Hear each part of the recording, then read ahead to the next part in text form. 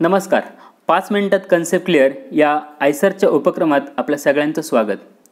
आज आपण शिकणार आहोत ॲटॉमिक मास आणि ॲटॉमिक नंबर म्हणजे काय ते.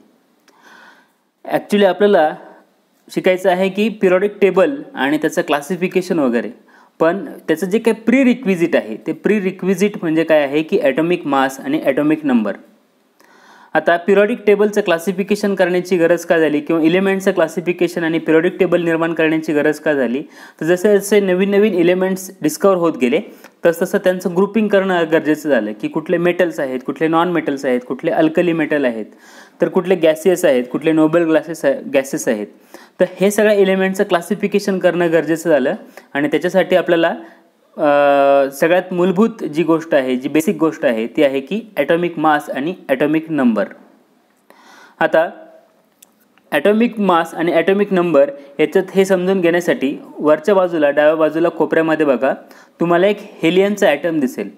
हेलियमच्या न्यूक्लियसमध्ये 2 प्रोटॉन्स आहेत आणि 2 न्यूट्रॉन्स आहेत. त्याच्या अराउंड 2 इलेक्ट्रॉन रिव्हॉल्व होत आहेत. ब्ल्यू कलरचे 2 इलेक्ट्रॉन्स तुम्हाला दिसतात बघा. प्रोटॉनवरती असतं पॉझिटिव्ह चार्ज, इलेक्ट्रॉनवरती असतो निगेटिव्ह चार्ज.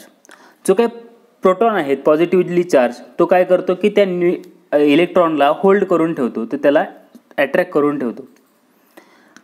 आता हे सगळं होत असताना आता तुम्ही म्हणाल की हा जो न्यूक्लियस आहे, ह्या न्यूक्लियसवरती त्याच्या न्यूक्लियसमध्ये सेंटरला जे काही प्रोटॉन्स असतील ते प्रोटॉन्स असतात पॉझिटिव्हली चार्ज. त्या पॉझिटिव्ह चार्जमध्ये रिपल्शन तयार होतं आणि हे रिपल्शन थांबवण्यासाठी तिथं काय असतात की न्यूट्रॉन्स असतात. म्हणजेच पहिला जो ॲटम आहे, आपण नेक्स्ट जी स्लाईड आहे त्या स्लाईडमध्ये तुम्हाला दिसेल बघा की इथं या स्लाईडमध्ये लेफ्ट हँड साईडला हायड्रोजनचा ॲटम आहे. त्याच्या न्यूक्लियसला एक सिंगल प्रोटॉन आहे आणि न्यूक्लियसला एक सिंगल प्रोटॉन असल्यामुळं एक सिंगल प्रोटॉन स्वतःला काही रिपेल करू शकत नाही, म्हणून तिथे न्यूट्रॉन नाही. पण शेजारी असलेला ऑक्सिजन बघा, त्याच्या न्यूक्लियसमध्ये 8 प्रोटॉन्स आहेत आणि हे 8 प्रोटॉन एकमेकांना रिपेल करू शकतात. ज्यावेळेस ते एकमेकांना रिपेल करतील त्यावेळेला काय होऊ शकतं की तुमचं जे न्यूक्लियस आहे ते न्यूक्लियस डिस्टॉर्ट होऊ शकेल आणि न्यूक्लियस डिस्टॉर्ट झालं तर ॲटमचं जे स्ट्रक्चर आहे ते स्ट्रक्चर कोलॅप्स होईल. म्हणून तिथे प्रोटॉनसोबत काय असतात की न्यूट्रॉन्स पण असतात आणि हे न्यूट्रॉन्स काय करतात की एक बाइंडिंग फोर्स क्रिएट करतात, जेणेकरून तुमचं जे ॲटमचं जे न्यूक्लियस आहे ते व्यवस्थित स्ट्रक्चर, त्याचं सेंटरला न्यूक्लियस तुमचं जसेचं तसं राहील. आता पहिला जो ॲटम आहे हायड्रोजन, यामध्ये एक प्रोटॉन आहे आणि कुठल्याही प्रकारचा न्यूट्रॉन नाही. पण तुम्ही ज्यावेळेस हिलियमचं स्ट्रक्चर बघाल तर हिलियमच्या स्ट्रक्चरमध्ये तुम्हाला दिसेल की 2 प्रोटॉन आणि 2 प्रोटॉन आहेत ते पॉझिटिव्हली चार्ज आहेत, एकमेकांना रिपेल करू शकतात, म्हणून त्यांच्यासोबत 2 न्यूट्रॉनसुद्धा आहेत. ठीक आहे. आता ॲटॉमिक नंबर म्हणजे काय की ॲटॉमिक नंबर म्हणजे number of protons present in your nucleus. Number of protons present in respective atoms nucleus.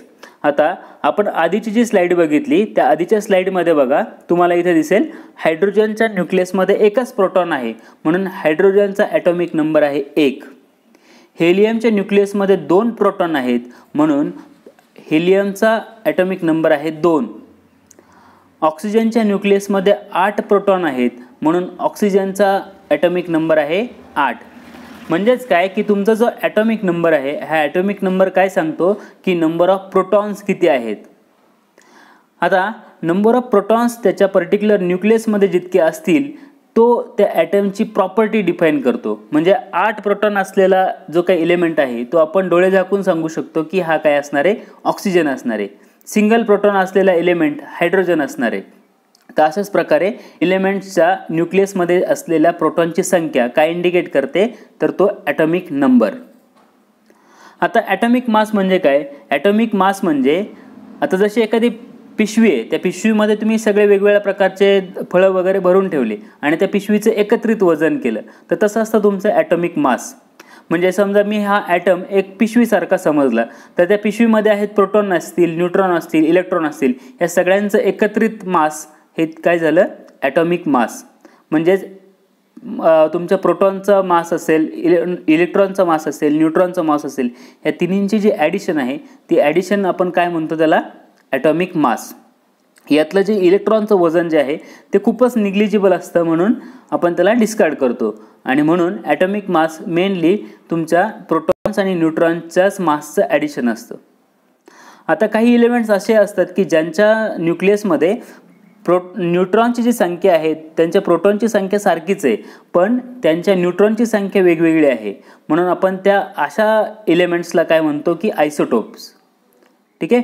आता शेजारी जो काही फोटो आहे तो आहे डाल्टनचा.